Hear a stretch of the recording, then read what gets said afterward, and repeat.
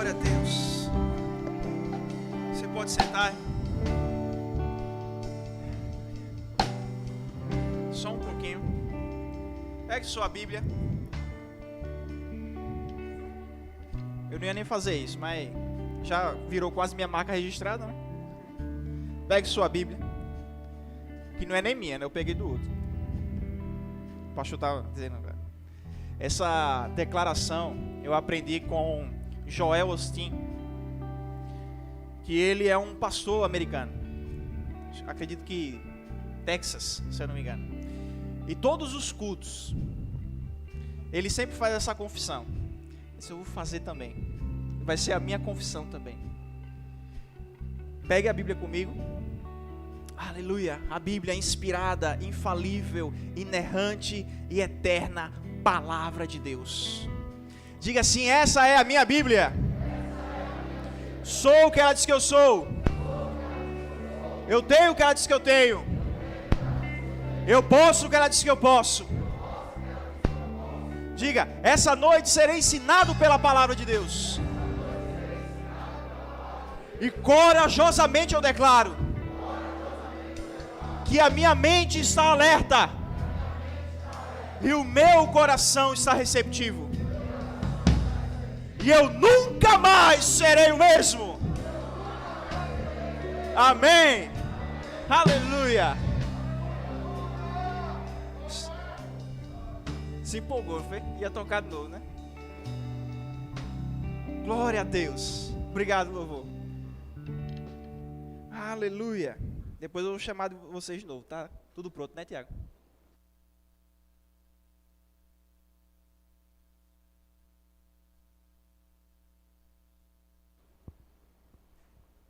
Aleluia. Amém. Em João 18, versículo 37, irmãos, que nós já lemos. Eu vou ler novamente. Está escrito o seguinte: disse-lhe, pois, Pilatos: logo tu és rei? E Jesus respondeu: tu dizes que eu sou rei. Eu para isso nasci e para isso vim ao mundo, a fim de dar testemunho da verdade. Todo aquele que é da verdade, ouve a minha voz. Amém? Esse será o nosso texto base. Não se preocupe, nós vamos falar de missões. Amém? Nós estamos no dia verbo da vida de missões. Mas missões tem a ver com um chamado, com uma missão que Deus nos dá. Amém? Aleluia. E amados, além de Jesus, eu gostaria de passear um pouco com você pelas Escrituras, para que nós vejamos um pouco a respeito da vida de outros dois homens, Moisés e Jonas. Amém? Aleluia. Quem foi que transformou a água em sangue?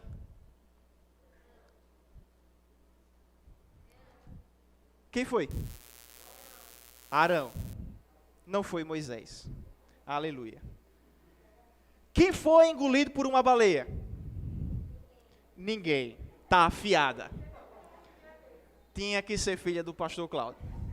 Glória a Deus. Ninguém, porque a Bíblia fala que ele foi engolido por um grande peixe. Amém? Irmãos, quando eu vejo na palavra de Deus a vida de Moisés, Jonas e Jesus, eu vejo um propósito singular no ministério dos três, na vida dos três. O quê? Libertar pessoas. Veja, Moisés, ele foi chamado por Deus. Você conhece um pouco da história, nós vamos reavivar na nossa memória hoje. Amém? No nosso coração. Mas ele foi chamado por Deus para libertar o seu povo. Amém? E Jonas? Jonas, ele foi chamado para libertar um outro povo, que não era o seu povo. E Jesus, ele foi chamado por Deus, ele foi vocacionado por Deus, ele encarnou como Deus e homem para libertar todos os povos. Amém? Aleluia. Vamos começar então por Moisés. Vamos por ordem cronológica. Amém? Irmãos, se você for comigo em Atos, capítulo 7, você verá o discurso que Estevão está fazendo. Amém? Ele está pregando. Aleluia. Ele estava pregando para os fariseus. E nesse momento, ele também vai ser apedrejado no final do seu discurso. Aleluia. No versículo 23, Estevão, ele diz: e quando completou a idade de 40 anos, veio-lhe ao coração ir visitar os seus irmãos, os filhos de Israel. E vendo maltratado um deles, o defendeu e vingou o ofendido, matando o egípcio. Segura um pouquinho. Então o egípcio estava maltratando um hebreu. E Moisés era de que povo? Os hebreus. Você vai me ajudar hoje à noite, amém? Então, quando eu fizer uma pergunta, não é uma retórica, aí você diz assim, tal coisa. Amém? Oh, glória a Deus. Aleluia. Para que a gente possa participar juntos na ministração da palavra. Tá bom? Então veja. O hebreu estava sendo maltratado por um egípcio. O pastor me ajudou. Muito obrigado, pastor. Aleluia. Veja. Esse egípcio estava maltratando ele. Moisés se meteu ali no meio, entre o conflito, e acabou matando aquele egípcio. Tirou a vida do egípcio e livrou o seu compatriota.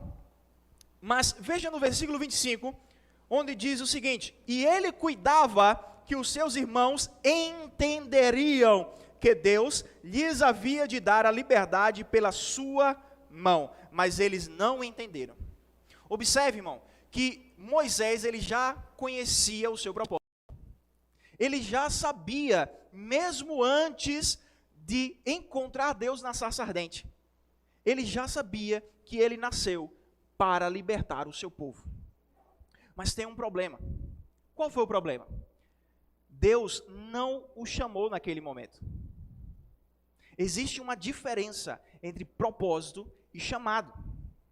Veja, Romanos capítulo 8, versículo 28, fala que todas as coisas cooperam para o bem daqueles que amam a Deus, aqueles que são chamados segundo o seu propósito.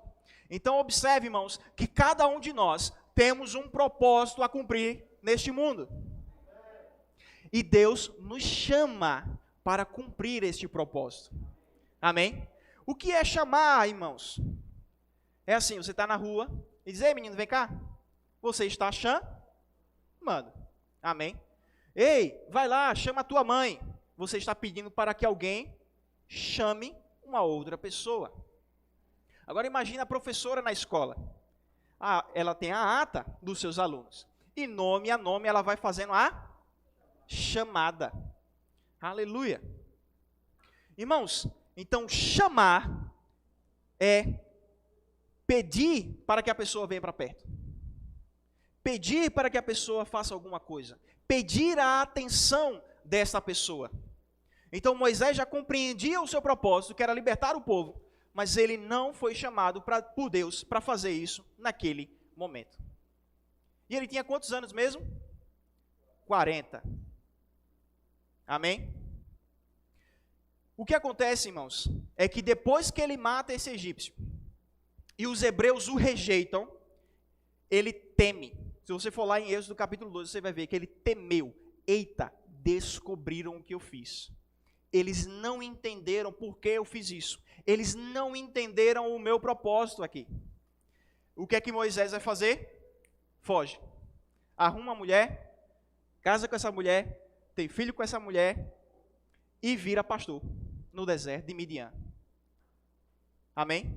Sabe quanto tempo ele passa no deserto? Mais 40 anos.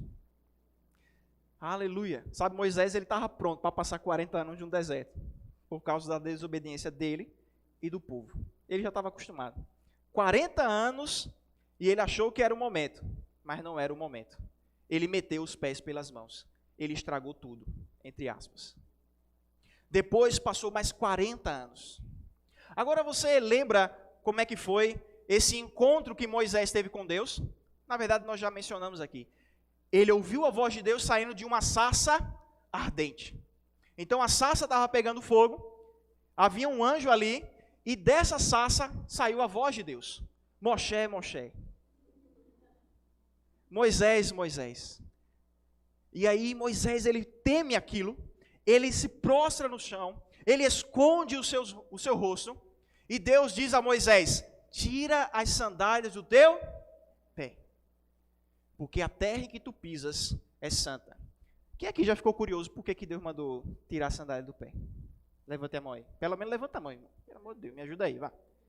Você já ficou curioso, eu também já fiquei curioso. Porque quando eu prego aqui, eu não estou descalço. Os pregadores não vêm para aqui para cima descalços. Eu não vou buscar a Deus em oração descalço. Às vezes eu vou, mas não é obrigatório. Amém? Por quê? E, aliás, é o único episódio que nós vemos na Bíblia em que Deus diz a alguém: tira a sandália, porque essa terra aqui é santa. Qual foi a origem educacional de Moisés? O Egito. Ele era hebreu, mas ele cresceu como um egípcio. Ele foi criado pela filha de Faraó. Ele foi seu filho. E ele cresceu com essa educação. E olha só que coisa interessante. No Egito, já foram descobertas algumas pinturas onde as pessoas, quando elas iam ter com uma divindade, elas tinham que tirar as sandálias dos seus pés. Quando Deus ele fala com Moisés, falou numa linguagem que ele entenderia: eu sou Deus. Aleluia. E aí ele entende, é Deus que está falando comigo, não é qualquer um. E neste momento, Deus ele começa a dar algumas instruções para Moisés, de como ele iria libertar o povo. Amém? Uma das coisas é que ele colocaria a mão no seu peito e tiraria, ela estaria leprosa. Colocou de novo, tirou, estava sã, estava curada, estava sarada. Tem uma outra coisa muito interessante. Ele estava segurando um cajado, ele era um pastor, amém? Então ele estava com o seu cajado. Na verdade, o texto bíblico em Êxodo capítulo 3 fala que ele estava apacentando naquele momento. E aí Deus diz: joga o cajado no chão. E o cajado virou uma serpente. Ele já estava mostrando aquilo que ele queria fazer diante de Faraó. Amém? Que possivelmente era o irmão de criação de Moisés. Porque o antigo Faraó, que ele teve medo que quisesse matá-lo, já havia morrido a essa altura. E aí virou uma serpente. E aí ele se assusta. E Deus diz uma coisa que, irmãos, seja bem sincero, como é que você pega a cobra? Se você fosse pegar pela cabeça. Você pega pela cauda? Porque se você pegar pela cauda é uma coisa um pouco tola, não é verdade? Mas o que é que Deus disse para ele fazer? Estende a mão e pega pela cauda.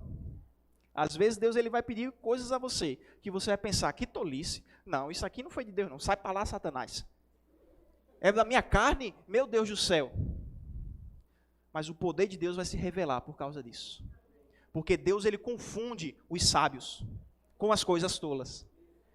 Aleluia. E ele pega o cajado e se transforma aliás, ele pega a serpente e se transforma de novo em um cajado. Mas por quê, Joel? Ele estava segurando um cajado. Se ele, pastor, era filho da filha de Faraó, o que ele estava fazendo apacentando ovelhas? Ele cometeu um erro. E por causa do erro que ele cometeu, ele saiu do palácio onde Deus o colocou. Mas não tem problema. Deus tem um plano. Amados, ele só estava com aquele cajado porque aquele cajado era o símbolo do erro que ele cometeu 40 anos atrás. Ele não deveria estar apacentando. Ele não deveria estar cuidando de ovelhas. Ele não deveria estar segurando um cajado. Mas não tem problema, Moisés. Eu vou te colocar de novo dentro do palácio, na presença do Faraó. E ainda digo mais, você vai usar esse cajado para abrir o mar vermelho. Porque aquilo que Satanás te envergonhou, Deus vai te exaltar. Aleluia. Glória a Deus. O mesmo símbolo do seu erro. Aquilo que ele segurava todos os dias foi aquilo que abriu passagem para a liberdade do povo de Israel. Aleluia. Glória a Deus. Mas sabe, ele teve medo, não foi? Ele teve medo. Moisés teve medo. Não.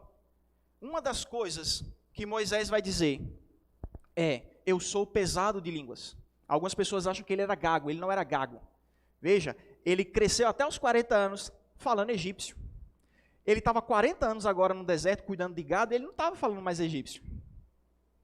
Amém? Eu não consigo mais ser tão eloquente quanto eu era antes. Não tem problema. Vem cá, Arão. Arão, vem logo. Arão. Eu vou treinar mais esses ajudantes, ok? Então, eu sou Moisés, viu? Arão é meu parente. Era parente de Moisés. Arão vai falar por ti. Você será como eu. Moisés, irmãos, ele titubeou. Ele fraquejou. Ele tentou encontrar uma solução para não falar. Sabe o que o líder fez dele? Quem era o líder dele? Chegue para perto. Você vai falar e você vai ser como eu. E Arão vai ser como você. Amém? Agora olha só que coisa interessante, né? Arão, no deserto, ele foi escolhido para ser o sumo. Quem é o sumo sacerdote, irmãos? É aquele que entrava no Santo dos Santos. O único que poderia entrar no Santo dos Santos. Mas enquanto Moisés subiu no monte para buscar a face do Senhor e receber os 10 mandamentos, o que é que Arão estava fazendo mesmo lá embaixo? Desviando a igreja todinha.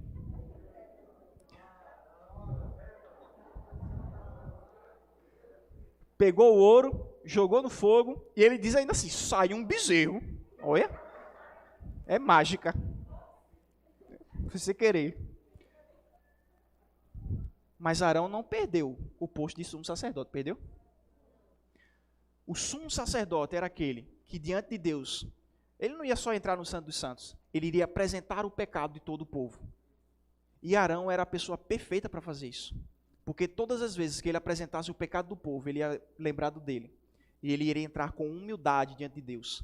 Sem julgar, sem condenar, sem querer destruir o seu próprio povo. Aleluia. Obrigado, Arão. E este homem, Moisés, foi o escolhido. E como a gente tinha perguntado no começo, e Milka acertou, glória a Deus, e outras pessoas também que eu escutei, não foi Moisés que transformou o rio Nilo em sangue. Deveria ter sido. Deveria ter sido o cajado de Moisés. Naquele momento, o cajado de Moisés iria ser redimido. Mas foi o cajado de Arão que transformou. A cobra no deserto veio do cajado de Moisés. Mas diante de Faraó, que também deveria ter vindo, veio do cajado de Arão. E Deus é tão poderoso, porque os egípcios, eles recriaram aquele milagre. Eles fizeram uma magia. Eles pegaram 2 serpentes, fizeram com que 2 serpentes aparecessem. 2 é mais do que 1, mas não tem problema, porque o cajado de Arão, uma só, engoliu as 2 serpentes de Faraó. Porque não importa a quantidade de exército que venha contra você. Não adianta a quantidade de exército que venha contra Deus. Deus é mais. Você nele é mais. Aleluia. E sabe, finalmente ele aceita o seu chamado. E ele começa a operar os outros milagres. Então Arão inicia os milagres, mas quem finaliza os milagres são Moisés. Aleluia. Sabe, irmãos, talvez Deus ele nos chame para cumprir uma missão, para realizar um propósito. E por causa do medo, nós nos paralisamos. Nós vamos precisar de um apoio, assim como Moisés precisou de Arão. Mas isso é só até que você agarre aquilo que Deus tem para você e viva plenamente o seu chamado. Aleluia. Mas Arão não foi descartado. Arão tinha um propósito dele. Ele me ajudou. Ele ajudou Moisés, enquanto Moisés não conseguia fazer o que tinha que ser feito. Depois que Moisés conseguiu, Arão ficou livre para cumprir o propósito dele. Aleluia. Então, irmãos, você vê, Moisés, ele estragou tudo, depois Deus o chama para consertar o estrago. Aleluia. Porque não há problema que Deus não possa consertar, irmão. Algumas pessoas dizem, tem solução para tudo, menos para a morte. Jesus já venceu a morte. Aleluia. Mas e Jonas? Jonas, Eduardo, foi o contrário. Jonas, quando nós vamos ler a sua história, no capítulo 1, versículo 1, aleluia, você vai ver que Deus chama Jonas. Vem, Jonas, vai lá para Nínive, pregue em Nínive, anuncia a verdade em Nínive, salva aquele povo. Então primeiro ele é chamado, para depois estragar tudo. Porque quando ele escuta o chamado de Deus, ele foge. E ele vai para o caminho oposto ao caminho de Nínive. Ele foge pelo mar. E a Bíblia fala uma coisa curiosa, que ele estava tentando fugir da presença de um ser onipresente. Jonas não era uma pessoa muito instruída, na verdade, da palavra. Ele foge. Mas algumas pessoas pensam, irmãos, que Jonas teve medo. Quem aqui já escutou uma pregação assim? Não, Jonas fugiu porque Jonas teve medo. Eu já escutei, já estou, dou-lhe uma, tal. Isso não está na Bíblia, não tem um versículo no livro de Jonas ou em qualquer outro livro da Bíblia que diga que Jonas fugiu porque teve medo. E por que então Jonas fugiu? Capítulo 4, versículo 1. No capítulo 3 você vê a salvação de Nínive mediante a pregação de Jonas. E no capítulo 4, versículo 1 diz que por causa disto, por causa da misericórdia de Deus para com Nínive, ele se irou profundamente. E ele diz, é por isso mesmo que eu não queria vir pregar, porque eu sei que o Senhor é um Deus longânimo, misericordioso. Existem várias pessoas, irmãos, que têm uma barreira no seu coração. E eles não conseguem pregar para certas pessoas por causa dessa barreira. Porque tem um posicionamento político diferente. Porque votou num presidente diferente do meu. Porque vota no time oposto ao meu. Porque eles têm opiniões tão adversas à minha que eu não quero me juntar com esse pecador. Mas para quem Jesus veio? Para os doentes. Jesus, ele veio para os necessitados, irmãos. Jesus até foi chamado de amigo de pecadores, de glutão, de beberrão. Por que você se junta com esse povo? E aí Jesus conta a parábola da dracma, conta a parábola, aliás, da ovelha perdida, né? Das 100 ovelhas, depois da dracma, depois do filho pródigo, para que eles entendessem que Jesus, ele veio buscar aquele que estava perdido. Aleluia. Perdido dentro, perdido fora. Porque a ovelha estava perdida fora. A moeda, a dracma, estava perdida dentro de casa. Existiam muitas pessoas em Israel que estavam perdidas. Faziam parte do povo, estavam perdidas, estavam distantes. Jesus precisava resgatá-las. E havia ainda um povo, que não era povo de Deus ainda, mas seria chamado povo de Deus. Aleluia. Glória a Deus. Foi para isso que nós fomos chamados. E olha só, Deus abandonou Jonas, sim ou não? Não, de maneira nenhuma.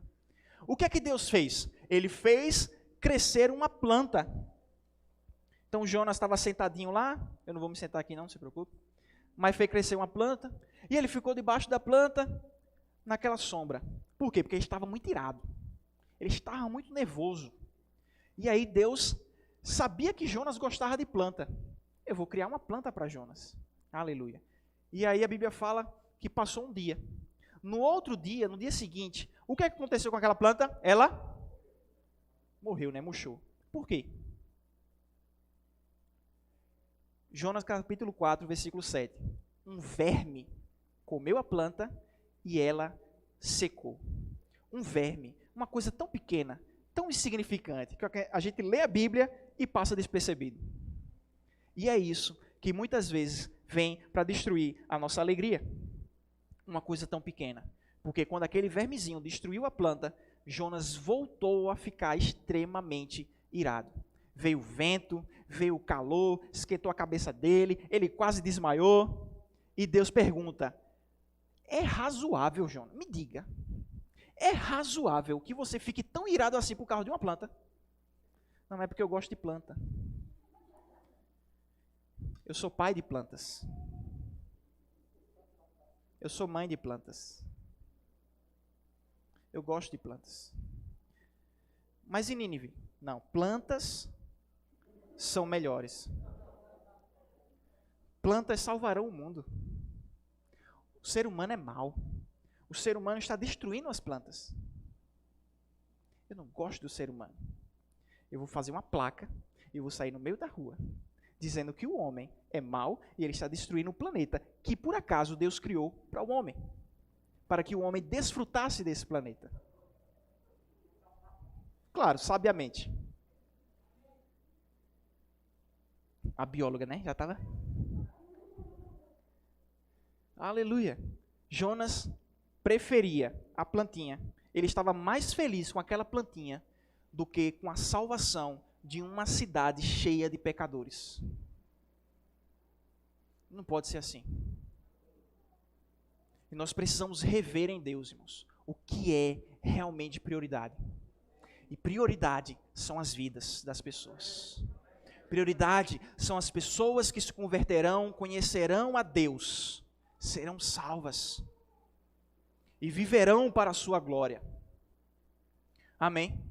Então, recapitulando, Moisés, então, ele conhecia o seu propósito também, mas aí ele estraga tudo, depois Deus o chama para salvar o seu povo. Jonas, ele primeiro é chamado, depois ele estraga tudo, mas no final, Deus, assim como teve a solução para Moisés, também teve para Jonas, e ele salva o povo de Nínive, mesmo a contragosto. Irmãos, independente do meu e do seu coração, independente às vezes, se eu pequei, se eu errei, se eu tropecei, Deus ainda é maior do que o meu pecado. Deus ainda é maior do que o meu erro, do que o meu coração obstinado, e Ele vai usar a minha vida para alcançar os perdidos. Algumas vezes a gente, até conversando com o pastor um tempo desse, por que pessoas tão cheias do poder de Deus e morreu de uma maneira tão terrível, uma doença, não foi curado, não houve um milagre, orou, mas não aconteceu. E aí a gente vai ver a vida dessa pessoa, cheia de pecado. Mas então por que Deus a usou? Porque Deus é maior do que o pecado. Porque Deus não está limitado às minhas limitações. Aleluia. Mas aí vem Jesus. E quando Jesus, ele vem, irmãos, ele já tinha sido chamado desde a eternidade. Ele já conhecia o seu propósito desde a eternidade. E quando ele nasceu para cumprir esse propósito ao qual foi chamado, ele não estragou tudo. Aleluia. Ele não estragou tudo, irmãos. Agora você lembra de Arão? Arão foi uma sombra de Jesus. Assim como Moisés foi uma sombra de Jesus. Assim como Jonas foi uma sombra de Jesus. Arão foi aquele homem que foi chamado para ser sumo sacerdote. Perfeito, o primeiro sumo sacerdote. Não tinha como ser outro, tinha que ser ele, porque ele conseguia se identificar com o pecado do seu povo. E Jesus se identificou com o pecado do seu povo. Pecando? Não. Levando sobre si os pecados da humanidade. E a Bíblia fala que Deus o fez pecado. E é por isso mesmo que eu e você podemos nos aproximar de Deus confiantes que Ele entende as nossas fraquezas. Ele entende as nossas limitações. Ele entende as nossas tentações, porque em tudo Jesus Cristo foi tentado. Mas assim como Ele não pecou, eu e você, se nós confiarmos nele, se nós formos guiados pelo Espírito, jamais satisfaremos a vontade da carne. Aleluia! Jesus, ele foi o Arão perfeito. Jesus, ele foi o Moisés perfeito, porque ele não colocou os pés pelas mãos. Moisés tinha que esperar o tempo certo de ser chamado, mas ele não esperou. Mas Jesus esperou. E por aqueles 30 anos no qual ele foi preparado, quando chegou o momento, ele se dirigiu até o seu primo, João Batista, foi batizado por ele, abriu os céus, desceu em forma corpórea de pomba o Espírito Santo. E ali começou o ministério de Jesus Cristo, que durou 3 anos e meio. E abalou o mundo inteiro. Impactou o mundo inteiro. Porque ele esperou o tempo certo. Se Deus tem um chamado para você, e eu sei que Ele tem, e você já conhece o propósito para o qual você está sendo chamado, aleluia, espere o tempo certo. Espere o momento de agir. Aleluia, confie na sabedoria dEle. Confie no poder de Deus. Mas passa tanto tempo. Sabe, irmãos, Deus sabe quantas vezes eu murmurei. E algumas vezes eu acho que eu fui até blasfemo. Mas graças a Deus, Ele não jogou um raio na minha cabeça. Mas eu merecia. Quantos aqui são honestos para dizer que merecia alguma vez? Aleluia. Graças a Deus, Jesus. Obrigado. Sabe por quê? Porque eu já conhecia o propósito. E aí ficava aquela dor dentro de mim. Eu quero viver isso, eu quero viver isso, eu quero viver isso. E não, eu não estou vivendo tudo aquilo que Deus mostrou para mim. Mas Deus, assim como o pastor Humberto gosta de dizer, e a gente ouviu terça-feira passada, Deus estava criando uma estrutura e ainda está dentro de mim. E vai fazer o mesmo na sua vida. E, irmãos, quando for o tempo certo, aleluia, vai ser um sucesso. Assim como foi com Jesus. Aleluia, não vai precisar fugir para o deserto de Midian. Aleluia, glória a Deus. Irmãos, glória a Deus, glória a Deus. Em Marcos 16, versículo 15.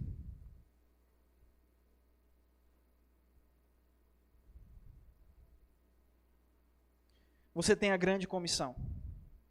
Nós lemos o texto de João 18, versículo 37, amém? Que Jesus sabia o seu propósito. Ele sabia para o que ele nasceu. Irmãos, depois de cumprir o seu propósito, ele nos delegou também um propósito. A todo cristão, a todo crente, a todo aquele que já nasceu de novo. Marcos 16:15 diz: E disse-lhes: Ide por todo o mundo, pregai o evangelho a toda criatura. Quem crer e for batizado será salvo, mas quem não crer será condenado. Estes sinais seguirão os que crerem. Em meu nome expulsarão demônios, falarão novas línguas, pegarão em serpentes. Se beberem alguma coisa mortífera, não lhes fará dano algum. E porão as mãos sobre os enfermos e os sararão.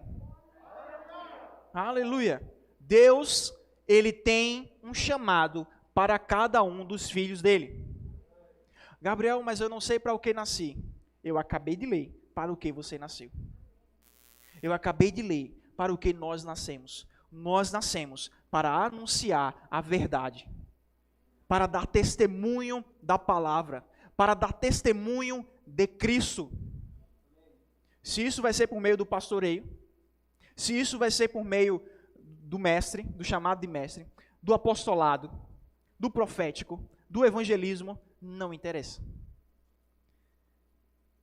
Isso aí são detalhes que Deus vai te revelando com o tempo.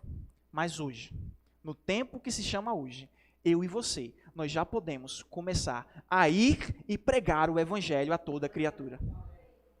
Aleluia! Esse é o propósito da igreja, irmãos. Não é um clube social. A igreja não é um clube social.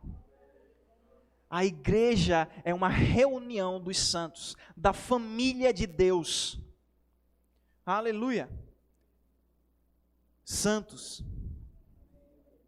Santos. Seminua no Instagram. Tira uma foto. Jesus está comigo. Tá não. A pomba está contigo.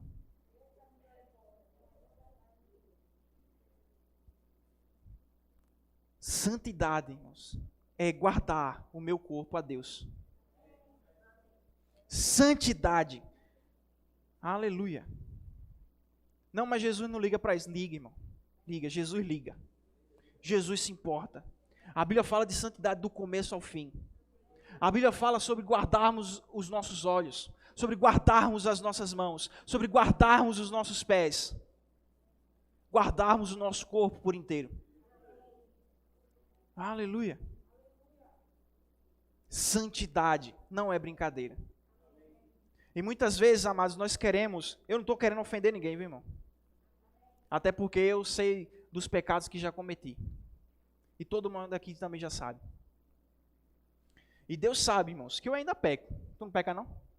Não, peca, irmão. Todo mundo aqui peca. Porque se não pecasse, a gente não estaria nem aqui na terra. Se irar e descontar no outro, é pecado. ter ódio no coração, mesmo que por um momento, ainda é pecado. Nós pecamos, irmãos. Por isso que nós precisamos desesperadamente de Jesus. Mas sabe, Jesus, ele é muito bom.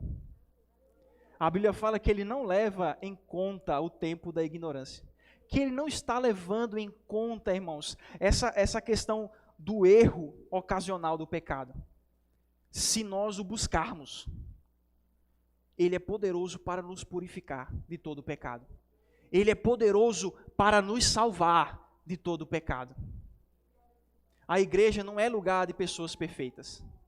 A igreja é um lugar de pessoas imperfeitas, buscando aquele que é perfeito. Aleluia. Então não acho que eu estou trazendo condenação para você. Eu não estou. Eu quero que você entenda que você pertence a Ele, porque Ele pagou o preço pela sua vida. E nós estamos vivendo em um mundo em que a gente tem que tomar cuidado com o que fala, porque senão é processado, é preso, é perseguido, é cancelado. Mas a verdade precisa ser dita. Pedro e João foram presos, porque estavam anunciando a verdade a toda criatura. Eles foram chicoteados e disseram, não falem neste nome de novo. E eles saíram de lá regozijando, porque eles foram achados dignos de sofrer afrontas por Deus. Quando é o próximo dia do evangelismo? Tu esqueceu da chicotada que tu levou? Da prisão que você teve que suportar? Aleluia. Nenhum sofrimento no tempo presente pode ser comparado ao peso de glória que está preparado para cada um de nós. Aleluia. Basta cada dia o seu mal, vai vir o mal. Mas todo aquele que confia em Jesus é mais que vencedor. Paulo foi preso, foi chicoteado, foi apedrejado, naufragou, foi abandonado, foi traído, foi caluniado, e ele escreveu, Deus sempre nos conduz em triunfo. Porque isso é pequeno diante do meu Deus. Aleluia. Glória a Deus. Aleluia. Agora, irmãos, veja, nós já estamos caminhando para o final. Como que nós vamos anunciar o Evangelho? Como que Moisés anunciou o Evangelho? Primeiro, ele anunciou o Evangelho para o seu povo. A missão era resgatar o seu povo. Ele tinha que falar numa linguagem que o povo entendia. Qual é a escrita do egípcio? Aqueles desenhinhos, né? Não chamo de desenhinho, eu estou chamando de desenhinho, mas não chamo por aí não, porque senão tem algumas pessoas que ficam, sabe? Principalmente historiador de umas universidades que tem por aí, né? Hieróglifo. Então tinha, que eram uns desenhos, né? Garça, lua, boi, um monte de coisa lá, olho. E aí, cada um destes símbolos, cada um desses hieróglifos era uma linguagem. Mas o povo hebreu não conhecia isso. A linguagem dos escravos, a escrita dos escravos não era essa. Você sabe que quem escreveu o Pentateuco foi Moisés, amém? Ele não escreveu em hieróglifo.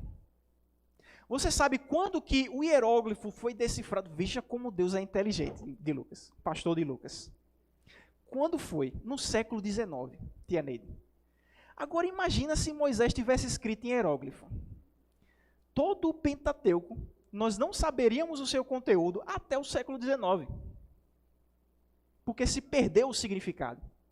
Sabe qual foi a linguagem que ele escreveu? Dos escravos. Que era o povo dele. Mas eu sou rei e sacerdote.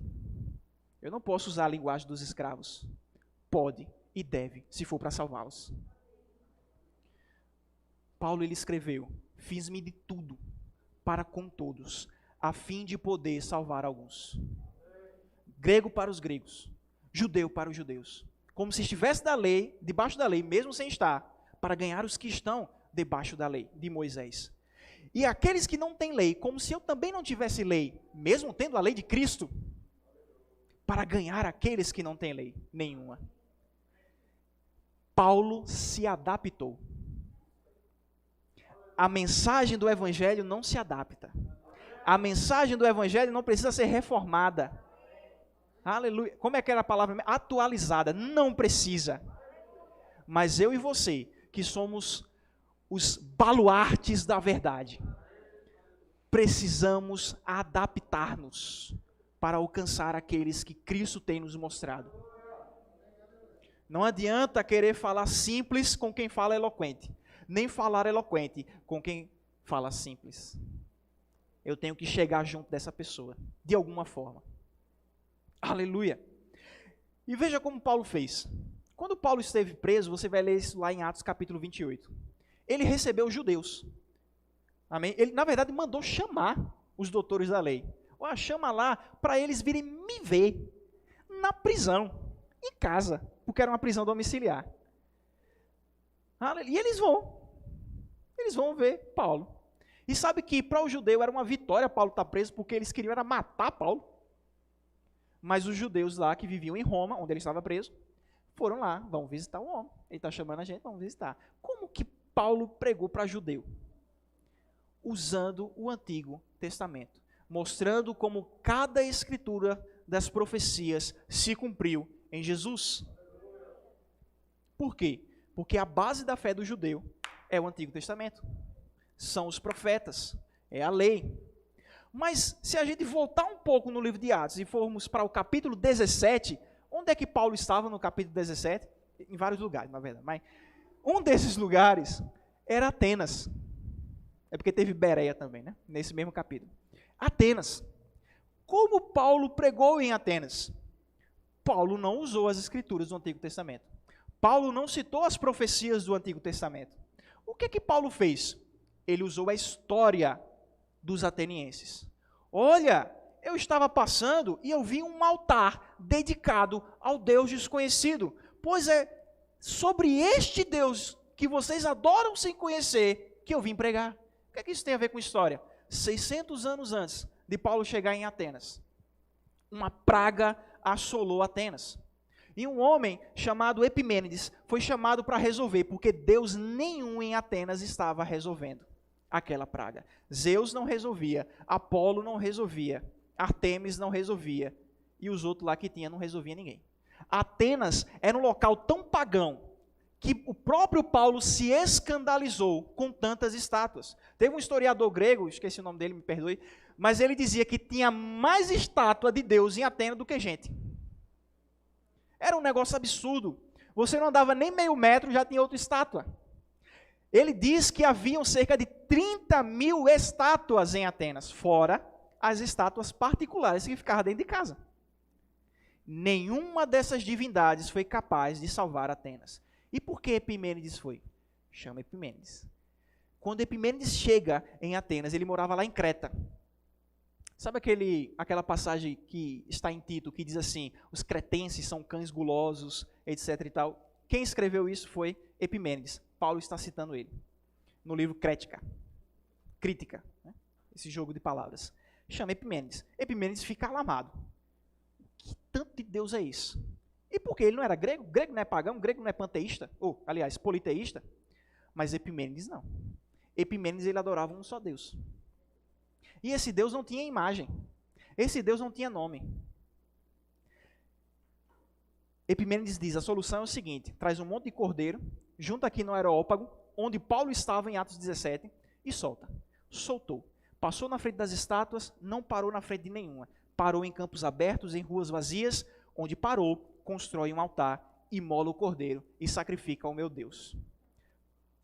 Qual é a imagem dele? Não tem. Qual o nome dele? Não tem. E a gente vai dedicar a quem? Bota aí, ao Deus desconhecido. Sacrificou e a praga cessou. 600 anos depois, chega Paulo e diz, olha, esse aqui que salvou vocês não sabiam quem era. Eu vou anunciar agora. Ele usou a história dos atenienses. Os atenienses sabiam do que Paulo estava falando. Ele diz, como seus profetas disseram, ele cita os profetas, ele cita os filósofos gregos, pois somos sua geração. Aleluia. De um só ele fez todas as pessoas, todos os povos, de um só fez todos os povos. Ele começa a citar, a usar a cultura daquele povo, para alcançar aquele povo. Porque se ele usasse uma cultura que era totalmente diferente, aquelas pessoas não iriam escutar. Paulo sabia se adaptar. Aleluia. Só que nós, nesse ano, irmãos, estamos falando da Ásia, não é isso? Coloca aquele slide para mim, por favor. Consegue aí? Veja só, eu quero mostrar uma coisa a vocês, irmãos. O que eu faria se eu fosse evangelizar na Ásia?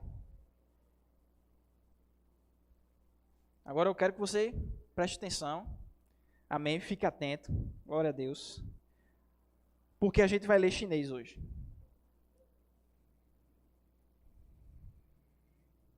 Bem, conseguiu? Ok, veja.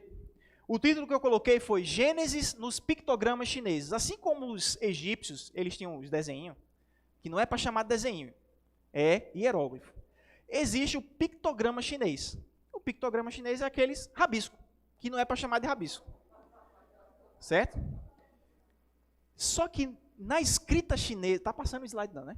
Na escrita chinesa, existe, irmãos, uma mensagem secreta que a gente vai aprender um pouquinho hoje. Amém? Primeiro, no próximo slide. Aleluia. Eu coloquei aqui uma linha do tempo, mais ou menos. Quem aqui pula genealogia em Gênesis? Pula, glória a Deus. Ela está fazendo assim, mas eu sei que pula. Irmãos, pule não. Faz parte da Bíblia. Leia. Porque quando você pega aquela genealogia, é por isso que eu sei a idade. Né? Porque você vai contando a idade do povo, você tem o tempo aproximado ali. Então, mais ou menos, 3.000 a.C., você tem a Torre de Babel. Já ouviu falar da história da Torre de Babel? Vamos se juntar, era para espalhar, era para povoar a terra, era para se multiplicar, mas vamos juntar, isso depois do dilúvio. Amém? Vamos construir uma torre, vamos fazer o nosso nome grande, vamos alcançar os céus. Deus vem e confunde as línguas, isso está em Gênesis 12. É 12 ou é 11? 11, né? E aí, cada um vai falar uma língua diferente. E as linguagens, os idiomas começam a surgir ali. E os povos se dividem. Amém? Então, em mais ou menos 3.000 a.C., nós temos a Torre de Babel. Em mais ou menos 2.500 anos antes de Cristo, nós temos o início da escrita chinesa, que é o que nós vamos analisar hoje. Certo? Passou-se quantos anos? 500 anos. Torre de Babel, 500 anos depois, começa a escrita chinesa. Ok. Mais ou menos 1.400 a.C., Gênesis foi escrito por Moisés. Em 600 anos de Cristo, nasceu um camarada chamado Buda. Buda realmente existiu. Ele era um nobre, certo? E ele virou meio que uma divindade, certo? Porque ele queria alcançar o Nirvana e todo mundo queria seguir os princípios, os ensinamentos dele para alcançar também o Nirvana. Amém? A elevação espiritual. E em 240 a.C., nós temos o início do budismo como religião. Então, primeiro era uma filosofia, depois virou uma religião. Amém?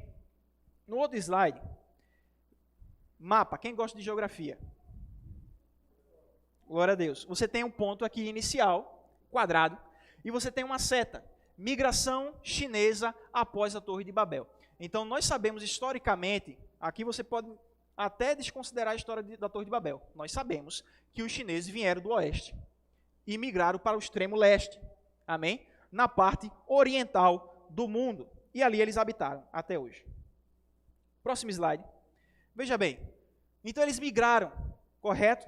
Veja que esse pictograma que está aparecendo para você, que significa a palavra migrar, ela é a junção de outros 4 pictogramas. Porque é assim que você tem as palavras no chinês. Você vai juntando várias palavras e vai dando palavras novas. Preste atenção.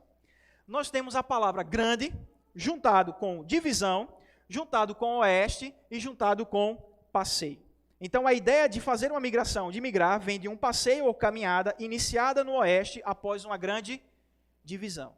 Então, teve uma grande divisão que ocasionou a migração. Ok. Vamos adiante. O celular travou. Oeste, que é a palavra que está em migração. Certo? Então, oeste está lá. Se a gente pegar oeste e dividir oeste, nós temos um homem no jardim fechado. Então, havia um homem no jardim fechado que ele vivia onde? No oeste. Próximo slide. A palavra felicidade e abençoado no pictograma chinês é a junção de Deus, um, homem e a palavra jardim. Então a felicidade e a bênção consistem em Deus, um homem que vivia em um jardim. Próximo. A palavra primeiro vem de vivo, pó e homem. Então o primeiro homem vivo veio da onde? Isso se lembra alguma coisa, né? Glória a Deus. Mas vamos continuar. A palavra criar e a palavra falar. Dentro da palavra criar, nós temos falar e caminhar. Amém? Dentro da palavra falar, eu vou destrinchar aqui embaixo esses três. Nós temos pó, a palavra para homem, que também é boca ou respiração, e a palavra vivo. Então, criar está relacionado ao homem vivo que veio do pó e que já sabia falar e caminhar. E você sabe que Adão, quando ele foi criado do pó e ele já sabia falar e caminhar. Ele foi criado pronto. Próximo. Agora, nós sabemos que Adão ele foi criado no começo. E na palavra começo, nós temos dois e homem.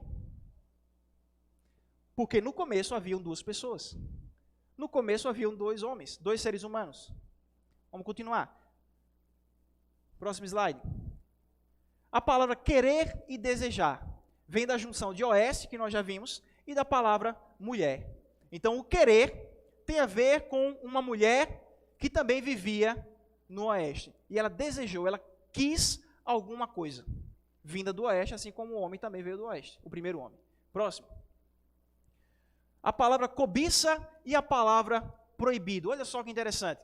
Dentro da palavra cobiça, nós temos a palavra mulher e a palavra duas árvores. E dentro de proibido, nós temos duas árvores e nós temos ordem. Aleluia.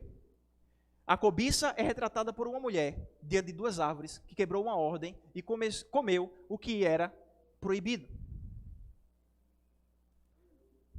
Próximo. A palavra tentação, ela vem de cobertura, duas árvores e a palavra diabo ou Satanás. Agora, se eu pegar diabo e separar diabo, nós temos vida ou emoção, segredo, jardim e homem ou pessoa, ser humano. Então, o tentador é o diabo, que vivia em um jardim onde também haviam duas árvores e o homem, para quem contou um segredo sobre a vida, fazendo-o sair da cobertura.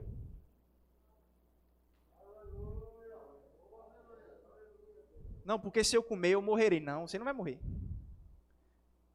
Eu vou te contar um segredo que Deus não quer que você saiba. Tu vai ser como ele. Próximo. A palavra nudez vem de homem e fruta.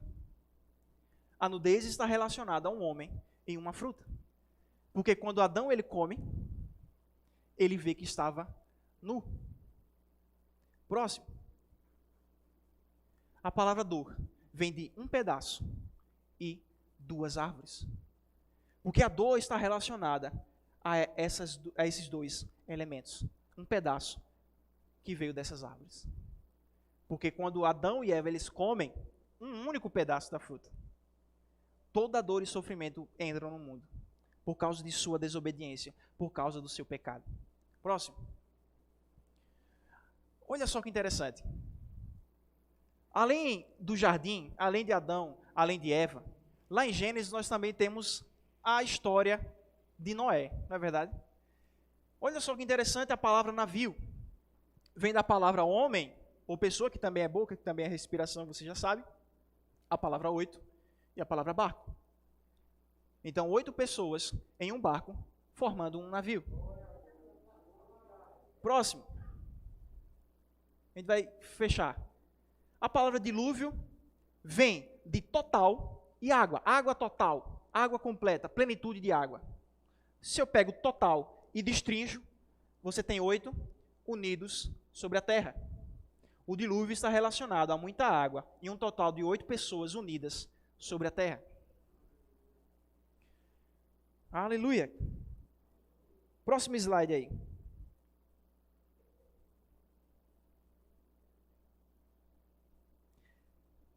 Todos esses pictogramas, irmãos, eu retirei desse livro aqui, certo? Já tem, desde 2011, a publicação em português, apesar de que esse livro foi publicado na década de 80, mas a capa era muito feia, então eu não comprei, e aí eu peguei esse mesmo. Está em inglês, e aí você tem os pictogramas. Agora, irmãos, eu quero trazer à memória que no começo desses slides, eu falei que isso era o início da escrita chinesa. Sendo que os chineses não têm nenhuma relação com os hebreus. Sendo que os chineses, o cristianismo lá é proibido. O cristianismo lá é perseguido. Uma Bíblia, se você encontrar na China, é algo muito raro, é algo muito difícil. Mas por que a história do Gênesis está na escrita dos chineses? Se a Bíblia é a verdade, e eu creio que ela é a verdade, então todos os povos compartilharam de uma mesma experiência no passado. E todos esses povos vieram de um patriarca que foi Noé. Porque depois do dilúvio foi Noé, bem? É natural que as histórias que Noé contou aos seus filhos e aos filhos dos seus filhos perpetuassem no tempo. Aleluia! Então eu pegaria a história dos chineses, eu pegaria a gramática dos chineses e eu mostraria a eles a verdade. E eu ia mostrar que isso já estava aqui na palavra de Deus. Aleluia! Não sei para onde Deus lhe chamou, irmãos. Já estamos caminhando para o final, não se preocupe. Já passou aviso, já passou dízimo. Tem a oferta especial. Aleluia! Não sei para onde Deus te chamou. Não sei para que pessoas Deus te chamou. Talvez dentro do Brasil. Conheça essas pessoas. Ame essas pessoas tão profundamente que você se importe em conhecer a sua história. Em conhecer o que eles acreditam ou deixam de acreditar. Aleluia! E vocês sabiam que os chineses no começo, agora eu vou fechar essa parte dos chineses e vou finalizar a pregação. Lá nos primórdios, sabe que eles são politeístas, né? Na verdade, hoje eles são ateus, né? A maioria são ateus. Mas muitos eram politeístas no passado. Mas todos os chineses, eles adoravam um único Deus, no começo da sua civilização. Um Deus que era invisível, que não permitia fazer imagem dele, e que ele era um Deus pessoal, que poderia ser encontrado. Que Deus é esse? Eu acredito que foi o Deus que os seus antepassados aprenderam de Noé. Aleluia! Glória a Deus. Atos, no 17, é o último versículo que eu vou ler nessa noite. Versículo 26 e 27. Lá no Areópago. Ele diz: e de um só sangue fez toda a geração dos homens, para habitar sobre toda a face da terra, determinando os tempos já dantes ordenados e os limites da sua habitação, para que buscassem ao Senhor, se porventura, tateando, o pudessem achar, ainda que não está longe de cada um de nós. Aleluia! Ninguém, irmãos, pode ser desculpável diante de Deus, porque Deus deixou sinais da sua existência e da verdade da sua palavra. Amém? Então eu espero que você tenha sido abençoado, tenha aprendido mais nessa noite. Aleluia, tenha lido e gostou. Então está aprovado.